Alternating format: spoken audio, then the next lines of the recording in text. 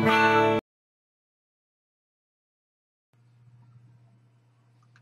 this is Trey Passer, and this is my video response to Dead by Dawn 93's top 5 horror sequels.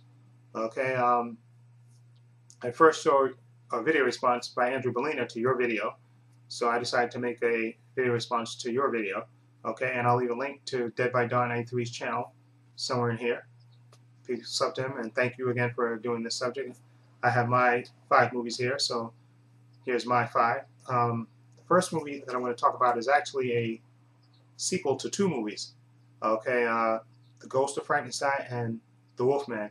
Okay, and the movie that I'm talking about is part of the Universal Horror Legacy collection, the DVD collection that came out years ago, and it's included in the Wolfman set. And the movie I'm talking about, of course, is Frankenstein Meets the Wolfman. Okay, 1943. This is, like I said, a direct sequel to The Wolfman and The Ghost of Frankenstein. Okay, and this movie opens up when grave robbers disturb the grave of Lawrence Talbot, who got killed at the end of The Wolfman. So they disturb his grave on a full moon, and of course he gets resurrected. Okay, and he's alive again, and he gets found in the street overnight, and he gets taken to a hospital, of course, where he tries to explain who he is and what he is, that he's a wolf, and of course nobody believes him, of course, and he winds up escaping from the hospital and searching for the gypsy Maliva, who he runs into, who tells him she can't help him, but she knows somebody else that possibly could help him, and she offers to take him to a village where a Dr. Frankenstein lives, and this is actually the son of one of the 2 sons of Frankenstein. But when they get there, they discover that Frankenstein, Ludwig Frankenstein, has died at the end of Ghost of Frankenstein, so he's dead. And of course, Lawrence Talbot is distraught by this, and of course it's a full moon, so he changes once again and gets chased basically by the villagers, and where he falls into an underground cavern, and when he wakes up in the morning, he discovers the Frankenstein monster, who's frozen in ice from the events of Ghost of Frankenstein. Okay, and he thaws him out with the hopes that the monster can lead him to the Frankenstein's notes on life and death, secrets of life and death, so he can end his life. Okay, but of course he can't find them, and so he decides to pose as an investor who wants to buy the ruins of the Frankenstein castle. Okay, and then the daughter of Frankenstein, the late Frankenstein, comes to the village, and of course she's followed also by a doctor at the hospital who is treating Lawrence Talbot, who thinks he's insane. Of course they discover that the monster's still alive, and the doctor offers to end the monster's life, and of course help Talbot by ending his life also. But of course it all goes to hell when the doctor gets power hungry and decides to charge up the monster to full capacity. That he decides that he can't kill the monster. He has to see Frankenstein creation at its full power, so he recharges the monster, and of course the monster starts to run amok. And then of course it's a full moon, and Lawrence Talbot changes into the Wolfman, and then they clash. And it's just a fantastic sequel. Lon Chaney Jr. is absolutely excellent as Lawrence Talbot, the tormented Wolfman who only wants to end his life and end this suffering.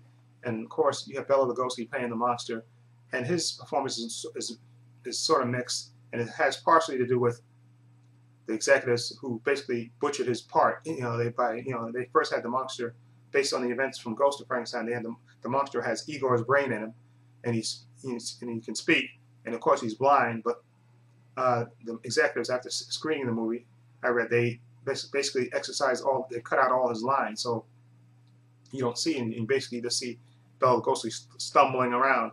And for a lot of the part, because of his age, they doubled him with stunt doubles and stuff. So you can see in a lot of the scenes that it's not really Bela Lugosi doing it, but that doesn't take away the enjoyment of the movie. The movie is a great class of 2 monsters coming together, and and it's just a fantastic, lots of great atmosphere, and just a great performance by Lon Chaney Jr.'s forever cursed Wolfman, Lawrence Talbot.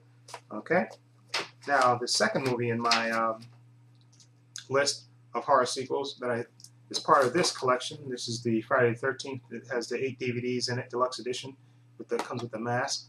Okay, the movie I'm talking about is Part 6, Jason Lives. Yeah, Jason Lives, Part 6. After the events of Part 4, where little Tommy kills Jason, and then, of course, in part 5, there's somebody else pretending to be Jason. But part 6 opens up with the grown-up Tommy. Of course, he's having issues with the fact that he killed Jason. Okay, so he decides to visit Jason's grave with a friend. Okay, and of course it's thundering and lightning at the time.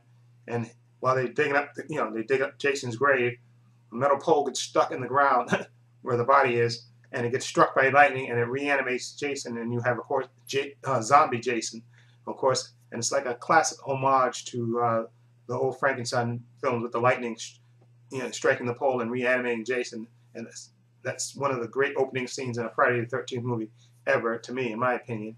Of course, and then, of course, Jason starts to run amok, and Tommy's trying, gets away. His friend, not so much. And Tommy is basically trying to convince people that, of course, Jason is alive now, of course, and nobody believes him. And, of course, Jason's doing his thing, killing people left and right. And then you have the great climax at the end of the movie where, Tommy's on the boat and he has chains and he's going to try to basically sink Jason again. And there's a fire, and there's the young daughter of the sheriff that take a liking to young Tommy, and it's just a great horror sequel. Okay, one of the better sequels to the Friday the 13th franchise, in my opinion. Okay, now the third movie in my selection is The Nightmare on Elm Street Part 2. Now, Part 1, of course, was great, and a great classic horror movie directed by Wes Craven. Now, Part 2, I know a lot of people don't talk about it, but in my opinion, Part 2 was just as good, well, not just as good, but I think it's a really good sequel, because this basically takes place a little while after the events of the first one. You got a new family moving into the house, and they have a young teenage son who slowly but surely, Freddy basically starts to haunt him and tries to possess his body and his mind. And what makes the movie good to me is that the young actor, you really feel for him. He's trying to stay awake, and he's trying to not, not hurt anybody, but Freddy's presence is taking over. It's taking over his body slowly but surely, and the only person that believes in him and helps him, of course, is his girlfriend. And I think the two young actresses are really good in this. Of course, Robert Englund is great as usual as Freddy. And there's a great sequence at a pool party where Freddy basically runs amok, slashing kids left and right, which is great. And then you have that great, sequence at the end where his girlfriend is basically fighting for his life, for her boyfriend's life. And it's just one of the great sequels. I absolutely love Part 2. Like I said, I know a lot of people don't talk about it. A lot of people usually go from liking the original movie to liking the Dream Warriors, of course, which is Part 3, which is good in my opinion, of course. But I really like Part 2 of this, and I think it's really underrated, but definitely really good. Okay, now the fourth movie in my top 5 horror sequels is a horror action movie, and it's, of course, directed by Guillermo del Toro. It's the sequel to Blade. It's Blade 2. Okay, and in this movie, Blade basically has to team up with vampires to hunt an even bigger threat, which is called, that are killing vampires, things that are called Reapers. Okay, and these Reapers are killing vampires, and soon enough, they're going to kill humans and stuff. So Blade reluctantly teams up with them, and there's a great opening sequence in this where Blade basically hunts down, kills a bunch of vampires to get back Whistler, played by Chris Christopherson. It's just a great opening sequence with Blade. Okay, and this is just a great action horror movie with these Reapers, and then you have Blade reluctantly teaming up with these vampires. Of course, worrying about when they're going to double cross them and stuff. It's just a fantastic sequel, and Wesley Snipes has never been better as Blade. Okay, so that's that. And the last but not least, my top 5 horror sequels is, of course, the sequel to Alien. It's part of this Alien anthology. It's Aliens, directed, of course, by James Cameron. And in this movie, Ripley, it's years later, and Ripley gets contacted by the company in the form of Paul Reiser's character, who's trying to tell him that the colony where the aliens it's been colonized, and now they can't communicate with them. You know, all communication's been cut off, and they're sending in the Space Marines to find out what's going on the planet. And of course, Sigourney Ripley's character doesn't want to go, and she even mentions to Paul Reiser's character, "So listen, you're not going to capture; you're going to kill." And of course, he reassures her that they don't want to capture; they're just going to they're going to wipe them out.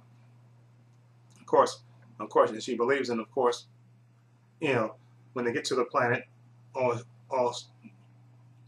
plan goes to hell, of course, because the aliens are there, of course, and you have the Space Marines. You have the battle between the Space Marines and the aliens, and you have Ripley, and then she meets a young girl named Newt, who she gets real attached to, and then you have that great comedic battle at the end between the alien and Ripley, fighting over Newt, and it's just a great horror sequel. James Cameron just basically upped the ante in this movie, and it's just a great action horror sci-fi classic. Aliens. It's just a fantastic movie. Of course, you have Michael Biehn in that, and you have Bill Paxton, of course, as part of the Space Marines, and you also have Lance Henriksen as the alien, not the alien, as the cyborg, which is great, and it's just a fantastic movie. Like I said, James Cameron just basically upped the ante, because Alien was a great movie, but Aliens to me was just a even better, more action-packed, different type of movie, action, horror, sci-fi classic. And that's my top 5. Let me know what you think. Feel free to leave comments down below. And this is Trey Passers saying so long and take care.